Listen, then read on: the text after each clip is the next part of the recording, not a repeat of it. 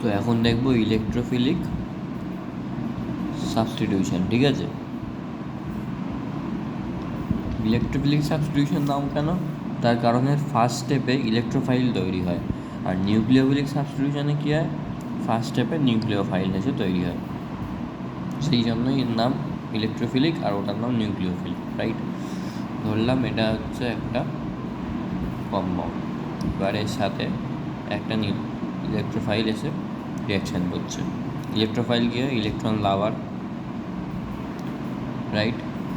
তো এরা বন্ডটা partially positive আর নেগেটিভে ভেঙে নিচ্ছে। তো এটা হচ্ছে এই কম্পাউন্ডটার মধ্যে এটা একটা ইলেকট্রোফাইল। তো এর সাবস্টিটিউশন হয়ে কী হবে,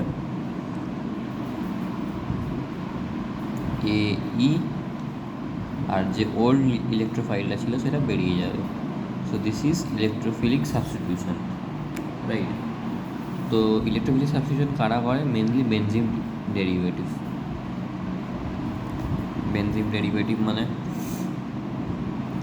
ক্লোরোবেনজিন, নাইট্রোবেনজিন, ঠিক আছে, টলুইন, ঠিক আছে, এর তো মেনলি বেনজিন ডেরিভেটিভরা হচ্ছে তো ইলেকট্রোফিলিক সাবস্টিটিউশন করতে সক্ষম হয়।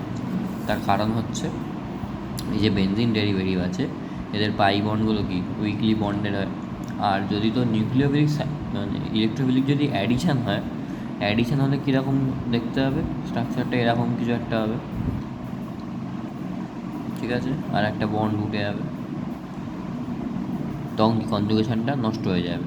তাই জন্য বেনজিন রিং সবসময় ইলেকট্রোফিলিক সাবস্টিটিউশন করতেই সক্ষম হয় ম্যাক্সিমাম টাইম, মানে এবল হয়। হলো, এবারে তিনটে স্টেপ হয়। First step formation of electrophile, second step attack of, না সেকেন্ড স্টেপের নাম দিলাম formation of sigma complex, third step removal of old electron, old electrophile, electron বলছি সরি, ওল্ড ইলেকট্রোফাইল অথবা কেউ কেউ বলে প্রোটন, ঠিক আছে।